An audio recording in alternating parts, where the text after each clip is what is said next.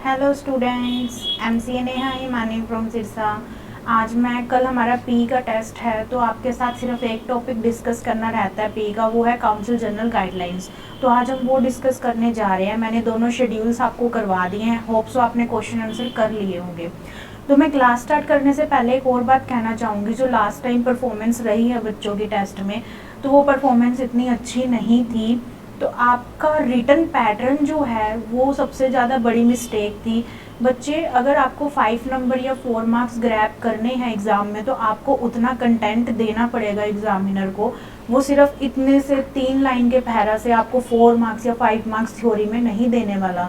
मैं ये नहीं कह रही कि आप कुछ मतलब अलग लिखिए, क्वेश्चन में जो पूछा है वो ही लिखना है, बट द थिंग इज आप उसे प्रेजेंट कैसे करते हैं। कई सेक्शंस 1 लाइनर होते हैं, पर मैंने आपको जिस तरह की प्रेजेंटेशन बताई है उससे आपकी लेंथ भी बनेगी, कुछ फालतू चीज़ भी नहीं जाएगी हमारे एग्ज़ाम में, और सेकंड थिंग आप नंबर इजीली ग्रैब कर पाएंगे और हमारी प्रेजेंटेशन दी बेस्ट होगी। तो आप वैसे ही कीजिए जैसा मैंने आपको बताया है, वो दी बेस्ट प्रेजेंटेशन है। तो अब हम पी स्टार्ट करेंगे। और सेकंड थिंग कि मैंने आपको जब भी ये बैच स्टार्ट हुआ है, मैंने मैराथन बैच जब फ्री ऑफ कॉस्ट अनाउंस किया था तो मैंने आपको पहले ही बताया था कि ये बैच उनके लिए है जो ऑडिट लो पहले एक बार कर चुके हैं, चाहे सेल्फ चाहे किसी क्लास से। तो ये उनके लिए नहीं है जिन्होंने ऑडिट लो किया ही नहीं है इससे पहले।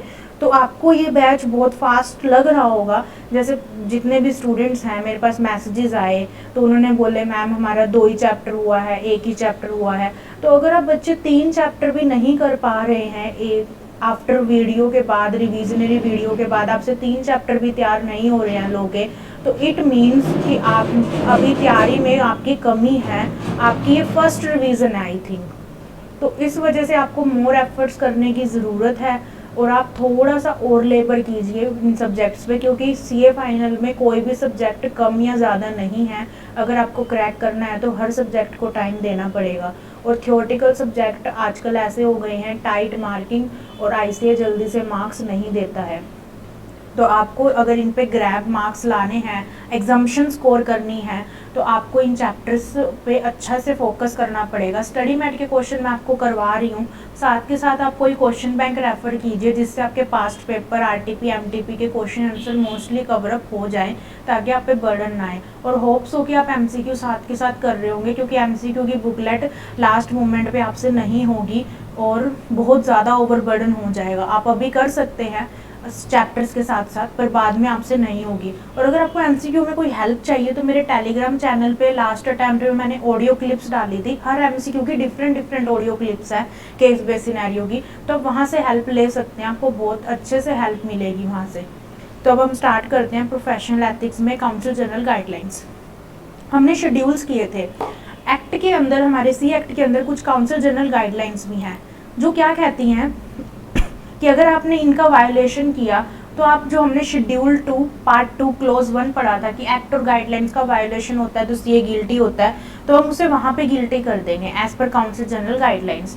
तो सबसे पहला हमारा एक सेक्शन आता है, सेक्शन नंबर 27। ये सेक्शन क्या कहता है? सेक्शन नंबर 27 ये कहता है कि अगर किसी सीए के 2 ऑफिसेज हैं तो उसको अपने सेकंड ब्रांच ऑफिस में भी एक सीए इंचार्ज रखना मैंडेटरी है, कंपलसरी है। सीए इंचार्ज होना चाहिए, ध्यान रखना। आईसीए कैसे क्वेश्चन पूछता है कि उसने इनकम टैक्स प्रैक्टिशनर रखा है जिसको 20-30 इयर्स का एक्सपीरियंस है तो वो गिल्टी हो जाएगा, चाहे न्यूली क्वालिफाइड सीए है, पर आपको रखना सीए इंचार्ज ही पड़ेगा। पर इसकी 2 एक्सेप्शंस है। फर्स्ट एक्सेप्शंस क्या है? अगर आपका ऑफिस सेम प्रीमाइसिस में है, सेम सिटी में है और विद इन 50 किलोमीटर है from municipality area, from municipality area, municipality area से अगर आपका ऑफिस विद इन 50 किलोमीटर है फर्स्ट ऑफिस से, तो आपको सीए इंचार्ज रखना कंपलसरी नहीं है, फिर आप कोई भी एम्प्लॉय रख सकते हैं। या फिर विद इन प्रीमाइसिस है, मतलब मेरा फर्स्ट ऑफिस फर्स्ट फ्लोर पे है, सेकंड ऑफिस सेकंड फ्लोर पे है, तो ऐसे विद इन प्रीमाइसिस है तो भी रखने की ज़रूरत नहीं है। सेकंड इंपॉर्टेंट है, हिली एरिया। मान लीजिए हिली एरिया में ऑफिस है मेरा रेगुलर, और ड्यू टू मतलब स्नोफॉल वगैरह हमें शिफ्ट करना पड़ जाता है, तो 5 कंडीशंस के साथ हम दूसरा वो टेम्परेरी ऑफिस खोल सकते हैं अपना, पर ये 5 कंडीशन पूरी होनी चाहिए। और फिर उस टेम्परेरी ऑफिस में आपको ज़रूरी नहीं है कि आप सीए इंचार्ज ही रखें, आप किसी भी एम्प्लॉय को रख सकते हैं। एक तो 3 मंथ से ज़्यादा ऑफिस ओपन नहीं होगा जो टेम्परेरी ऑफिस है, उसके बाद जो नेम बोर्ड है वो भी टेम्परेरी रहेगा, 3 महीने बाद हम हटा देंगे। रेगुलर ऑफिस कंटिन्यू रहेगा, हमारी जितनी भी स्टेशनरी है उस पर उस टेम्परेरी ऑफिस का कोई भी एड्रेस या नाम मेंशन नहीं करेंगे हम। और जब भी ओपनिंग और क्लोजिंग होगी ऑफिस की तो हम ICAI को इन्फॉर्म करेंगे विद इन 1 मंथ, 1 मंथ के अंदर हम इन्फॉर्म करेंगे। अब इसके अंदर एक अमेंडमेंट पार्ट आया है, उन अमेंडमेंट शीट खोलते हैं हम अपनी। अमेंडमेंट पार्ट क्या आया है इसके अंदर सेक्शन 27 में, कि जब आप CA इंचार्ज रखते हैं अपने ऑफिस में तो आपको वो प्रूफ करना पड़ेगा कि CA इंचार्ज आपके ऑफिस में आ रहा है। अब वो प्रूफ हम कैसे करेंगे, या तो वो रिजाइड हो ऑफिस के आसपास और 182 डेज कम से कम रहा हो, या फिर उसने ऑफिस अटेंड किया हो 182 डेज इन अ ईयर। मतलब कि कोई आपको प्रूफ देना पड़ेगा, चाहे बायोमेट्रिक डिवाइस या CCTV फुटेज या किसी भी आपको प्रूफ देना पड़ेगा कि वो CA इंचार्ज है वो एक्टिवली एंगेज्ड है आपके ऑफिस में, चाहे उसका रेजिडेंट उस ऑफिस के नियर बाय होना चाहिए और 182 डेज वो उस रेजिडेंट में रहा हो, या फिर आप ऑफिस में वो 182 डेज से ज़्यादा आया हो, नॉट लेस देन 182 डेज, तब हम प्रूफ मानेंगे कि आपने CA इंचार्ज रखा है एज पर सेक्शन 27। तो ये था हमारा सेक्शन 27 ऑफ CA एक्ट। तो ये हमें ध्यान रखना है, क्या बात बोलता है ये कि ब्रांच ऑफिस में एक सेपरेट CA रखना कंपलसरी है हमें। नेक्स्ट आता है, एक CA को 3 सर्विसेज स्ट्रिक्टली प्रोहिबिटेड है। कौन कौन सी? पबजी से पोर्टफोलियो मैनेजमेंट, अंडरराइटर और ब्रोकिंग। इसके अलावा जितनी भी सर्विसेज है सब अलाउ है, मैनेजमेंट कंसल्टेंसी, रिक्रूटमेंट की सर्विसेज। तो बाकी याद मत रखो, चाहे 3 सर्विसेज के नाम कहीं भी आ जाए नहीं कर सकता, पोर्टफोलियो मैनेजमेंट, अंडरराइटिंग और ब्रोकरेज की सर्विस। पनिशमेंट क्या है शेड्यूल 1 और 2 की, तो मैंने पहले ही आपको बताया था कि शेड्यूल 2 ज़्यादा स्ट्रिक्ट है, तो दोनों में रेप्रीमांड है। शेड्यूल 2 में लाइफ टाइम के लिए लाइफ टाइम के लिए मेंबरशिप नंबर कैंसिल हो सकता है। ये मिस्टेक बच्चे भी कर देते हैं, हम जेल पढ़ते हुए जेल ही लिख देते हैं। यहाँ पे क्या लाइफ टाइम के लिए मेंबरशिप नंबर कैंसिल हो सकता है और ICAI एज में थिंक फिट, और नेक्स्ट 5 लाख तक का फाइन लग सकता है आप पे। और फिर शेड्यूल 1 की क्या है, 3 महीने के लिए मेंबरशिप नंबर कैंसिल और 1 लाख तक का फाइन लग सकता है आप पे। नेक्स्ट है, एक CA को 2 बुक्स बनानी मैंडेटरी है। कौन कौन सी? कैश बुक और लेजर। अगर आपने एक CA ने खुद की रिटर्न भरते हुए भी अगर 44 AD ADA लिया है तब भी CA को कैश बुक और ledger as per CA act बनानी मैंडेटरी है। तो इस पर एक अच्छा क्वेश्चन भी है पास्ट ईयर का कि CA ने 44 AD में अपनी भरी है रिटर्न, तो क्या बताओ कि उसको मैंडेटरी है बुक्स बनानी, तो yes as per CA act उसको कैश बुक और लेजर बनानी पड़ेगी। टैक्स ऑडिट एक पार्टनर साइन कर सकता है पूरी फर्म के बिहाफ पे, पर स्टैट ऑडिट अपनी अपनी साइन करते हैं। ऑडिट की लिमिट जो है हमारी कंपनी ऑडिट कितनी बताती है? 20, जिसमें से एक्सक्लूड क्या होता है? OPC, डोरमेंट, स्मॉल और प्राइवेट कंपनी जिसकी paid up share capital 100 crore या उससे कम की है। पर इस बार ICAI ने काउंसिल जनरल गाइडलाइंस में लिमिट डाल दी है 30 audit as per CA act, और OPC और डोरमेंट ही सिर्फ एक्सक्लूड है। तो ध्यान रखिएगा कि एज पर CA एक्ट क्या लिमिट है हम पे 30 की, और सिर्फ ओनली OPC और डोरमेंट ही एक्सक्लूडेड है। अदर मिसकंडक्ट पे कई बार शॉर्ट नोट आ जाता है, मतलब प्लेन वनीला क्वेश्चन आ सकता है पेपर में CA अपने PE प्रोफेशनल एथिक्स में से। तो अदर मिसकंडक्ट पे अगर शॉर्ट नोट आ जाए तो हम पहले दोनों शेड्यूल्स का लास्ट पार्ट लिखेंगे, अदर मिसकंडक्ट पे है, और काउंसिल जनरल गाइडलाइंस के कुछ पॉइंट्स मेंशन करेंगे। पहला, CA बुक्स ऑफ लियन एक्सरसाइज नहीं कर सकता।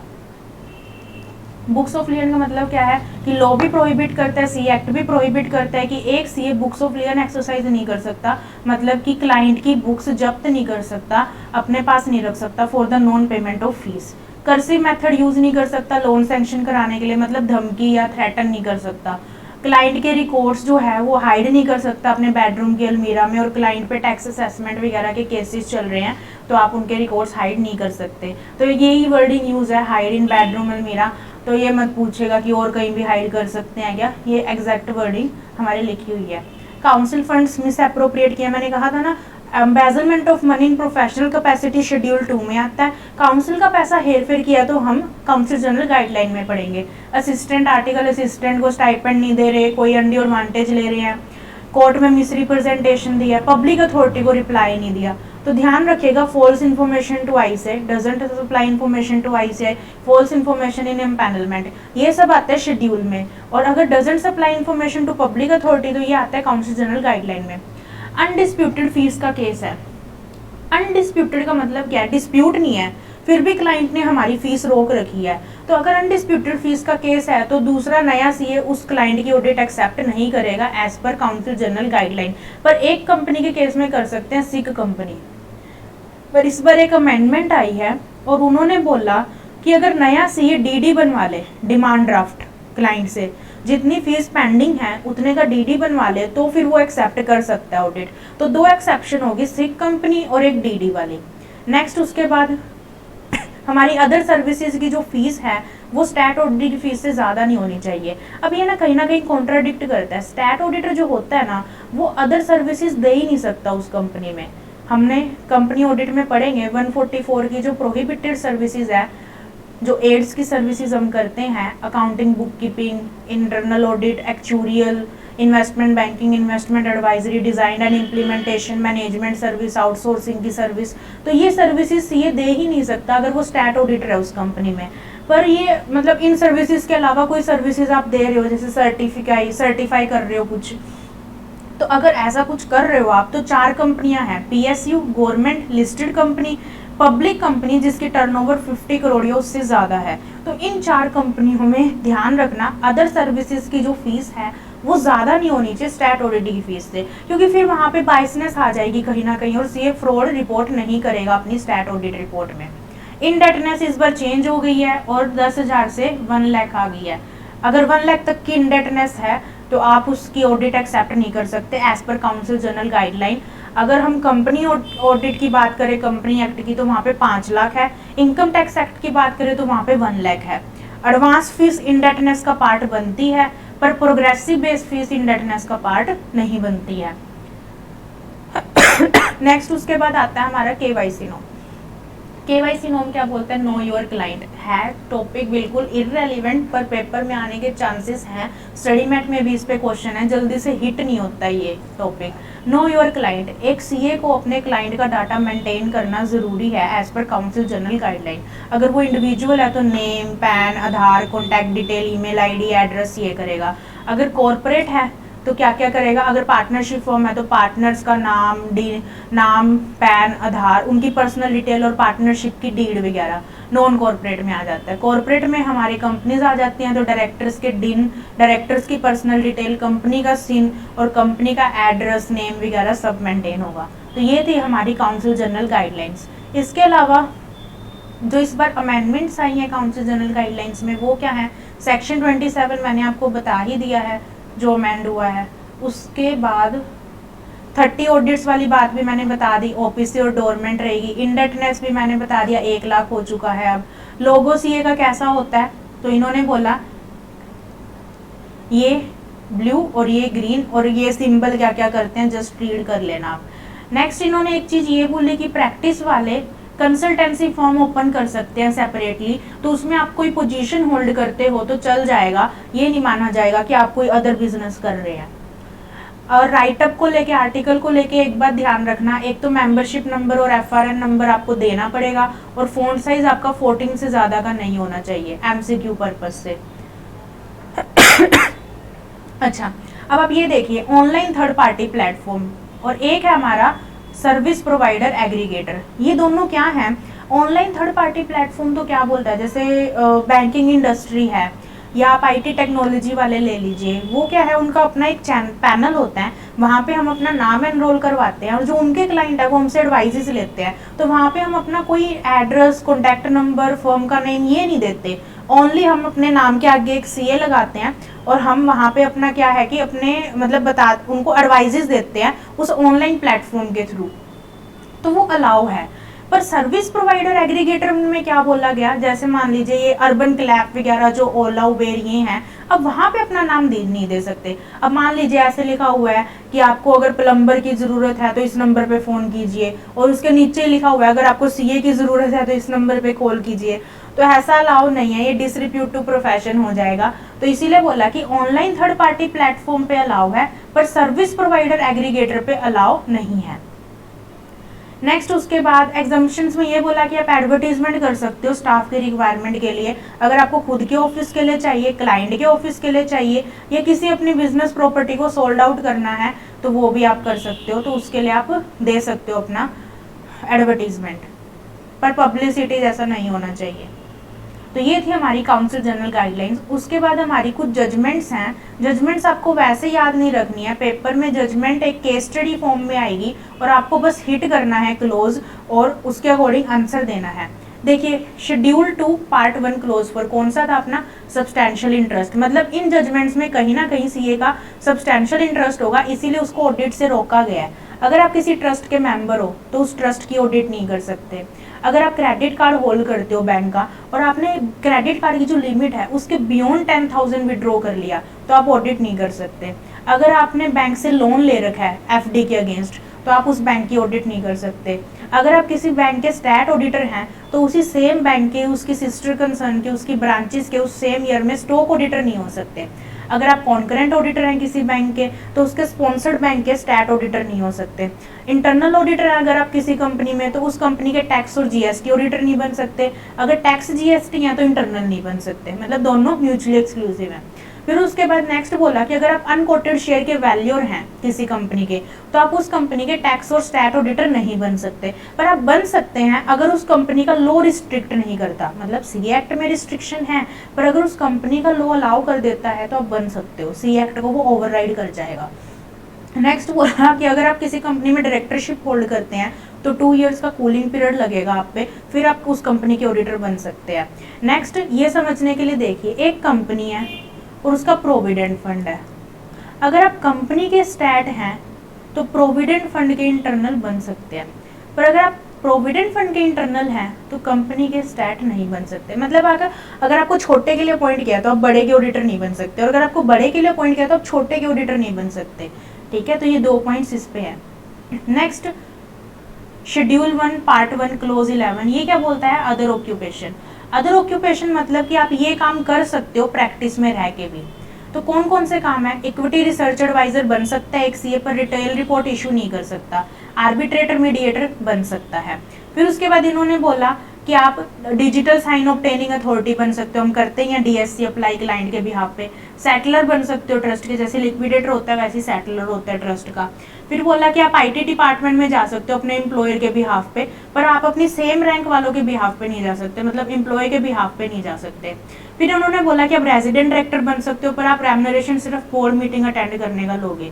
फाइनेंशियल एडवाइजर नहीं बन सकते आप mutual fund, insurance company, NBFC के, ना ही इनकी एजेंसी ले सकते, ना कस्टम ब्रोकर लाइसेंस होल्ड कर सकते। तो 3 से प्रोहिबिट किया है और बाकी अलाउ की है। लास्ट क्लोज 6 एडवर्टीजमेंट का हमारा शेड्यूल 1 पार्ट 1। तो इन्होंने बोला विजिटिंग कार्ड पे आप विजन मिशन नहीं डाल सकते। ध्यान रखना, विजिटिंग कार्ड पे अगर नाम गलत लिखा है तो 7 हिट होगा, विजन मिशन डाला तो 6 हिट होगा। अदर मिसकंडक्ट में बुक्स ऑफ लियन एक्सरसाइज नहीं कर सकते, हम पढ़ चुके हैं। तो ये था हमारा पी। तो ये एक वर्ड व्यू है पी का, जिसमें सारे क्लोजेस गिवन है, पहले आपको शेड्यूल 1 और शेड्यूल 2 के, और लास्ट में काउंसिल जनरल गाइडलाइंस गिवन है और जजमेंट्स गिवन है। तो ये एक वर्ड व्यू है जिससे आप जल्दी जल्दी सब रिवाइज कर सकते हैं। तो अब हमारी अमेंडमेंट्स और पी खत्म हुआ, छोटा सा ही रहा। शेड्यूल 2, शेड्यूल 1, फिर शेड्यूल 2 के 15 पार्ट, शेड्यूल 1 के टोटल कितने थे, 19 क्लोजेस। फिर उसके बाद हमारी थी काउंसिल जनरल गाइडलाइंस। तो आप अगर ये इकट्ठा पढ़ेंगे एक बारी में तो आपको एक वर्ड व्यू और फ्रेमवर्क बनेगा आपके माइंड में पी को लेके। अब हम करते हैं क्वेश्चन आंसर।